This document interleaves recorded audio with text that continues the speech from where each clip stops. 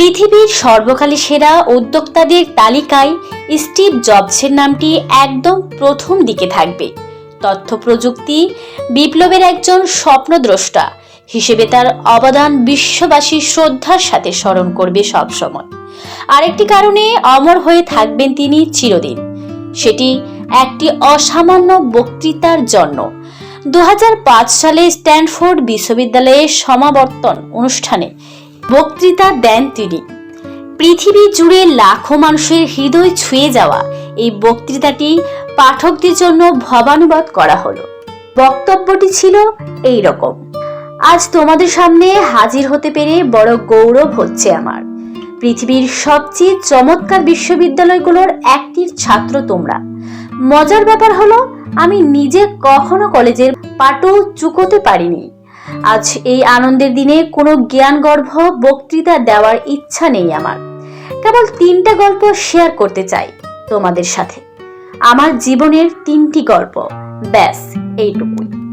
প্রথম গল্পটা হচ্ছে জীবনটাকে এক সুতোয় বাঁধা নিয়ে। আমি রিড কলেজে ভর্তি হওয়া মাত্র 6 মাসের মধ্যে ড্রপ আউট হয়ে যায়, কিন্তু দেখা গেল তারপরও আরো প্রায় বছর দেড়েক সেখানেই থেকে গেলাম, সবকিছু ছেড়ে ছুড়ে চলে আসবার আগে। প্রশ্ন হচ্ছে, এত সাধের একটা কলেজ থেকে কেন ড্রপ আউট হলাম আমি? এই গল্পের শুরু আসলে আমার জন্মেরও আগে। আমার মা ছিলেন কলেজ পড়ুয়া কম বয়সী একটি মেয়ে। আমাকে লালন পালন করার মতো অবস্থা তার ছিল না। তিনি ঠিক করলেন আমাকে কারো কাছে দত্তক দিয়ে দেবেন। মায়ের খুব ইচ্ছা ছিল আমার দত্তক পরিবার হবে উচ্চ শিক্ষিত, নিদেন পক্ষে কলেজ গ্রাজুয়েট। সেভাবেই সব ঠিকঠাক। এই আইনজীবী পরিবারের সাথে দফা হলো আমাকে দত্তক নেওয়া। সমস্যা বাঁধল ঠিক আমার জন্মের সময়। শেষ মুহূর্তে সেই দম্পতি ভেবে দেখলেন তারা আসলে একটা কন্যা শিশু চান। তখন ওয়েটিং লিস্ট থেকে ফোন গেল আরেক দম্পতির কাছে, আমাদের কাছে একটি ছেলে শিশু এসেছে, আপনারা কি তাকে দত্তক নিতে আগ্রহী? অবশ্যই। এভাবেই আমার নতুন বাবা মার কোলে চলে গেলাম আমি। কিন্তু আমার মা কিভাবে যেন খবর পেয়ে গেলেন এই নতুন বাবা মা কেউ আসলে কলেজের দোরগোড়া পেরোননি। মা তো রেগেই কায়। অবশেষে তাকে বহু কষ্টে ঠান্ডা করা গেল এই শর্তে যে একদিন আমাকে অবশ্যই কলেজে পাঠানো হবে। আমার নতুন বাবা মা তাদের কথা রাখলেন। সেদিনে সেই ছোট্ট আমি 17 বছর পর সত্যি সত্যি কলেজে পা রাখলাম। কিন্তু বোকার মতো এত খরচে একটা কলেজ বেছে নিলাম যে বেচারি বাবা মার সারা জীবনের সঞ্চয় জলের মতো খরচ হতে লাগলো আমার পেছনে। এইভাবে 6 মাস চলার পর ভেবে দেখলাম ভুল, সবেই ভুল। আমি যে আসলে জীবনে কি করতে চাই সেটাই ভেবে পাচ্ছি না। কলেজের পড়ালেখা বিরাট যন্ত্রণা। এই আপদ বয়ে বেরোনোর কোনো মানে দেখলাম না। হুট করে সিদ্ধান্ত নিলাম ড্রপ আউট হয়ে যায়।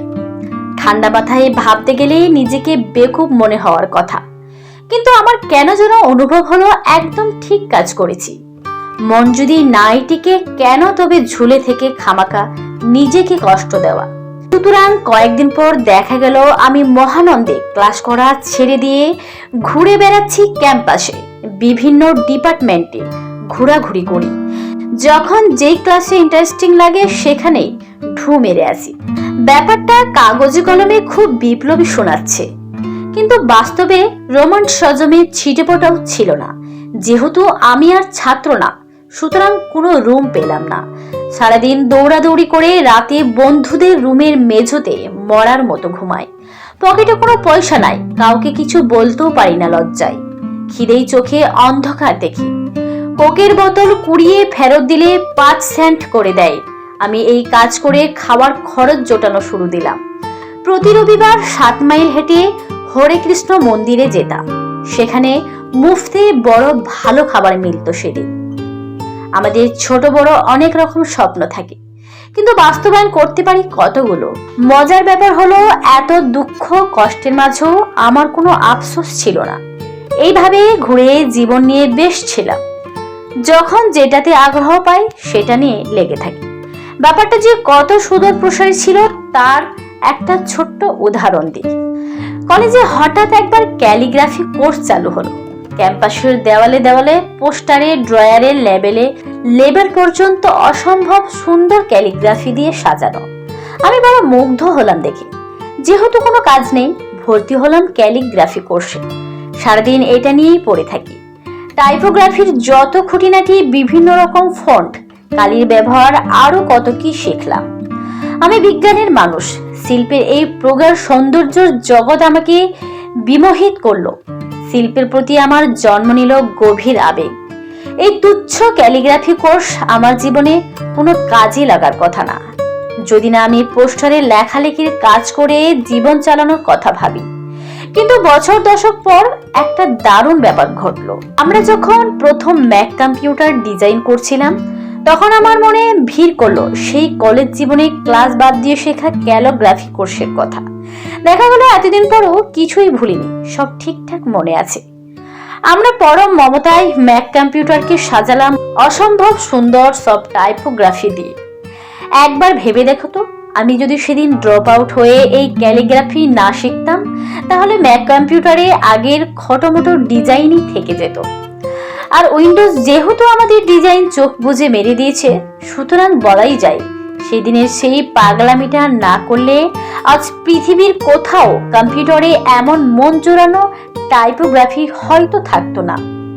আমি যখন ক্যালিগ্রাফি শিখলাম, তখন কি আদৌ জানতাম আমার এই জ্ঞান একদিন পৃথিবী বদলে দেবে?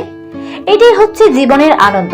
তুমি যখন কিছু শেখো, নতুন কিছু করো, ক্লাসের পড়ালেখার বাইরের বিভিন্ন কাজে অংশ নাও, মনে হতে পারে এসব করে কি হবে, কিন্তু 10 বছর পর যখন স্মৃতির পাতা উল্টাবে, তখন দেখবে এই টুকরো টুকরো পরিশ্রমগুলোর কি সুন্দর এক সুতোয় বাঁধনি হয়েছে তোমার জীবনে। সুতরাং তুমি যাই কিছু করো না কেন, বিশ্বাস রেখো সবসময় নিজের উপর। একদিন তারাই তারাই রটিয়ে দেবে তোমার গল্প। এই অসম্ভব দৃঢ় বিশ্বাসটাই দেখবে বদলে দিবে জীবন চিরদিনের জন্য।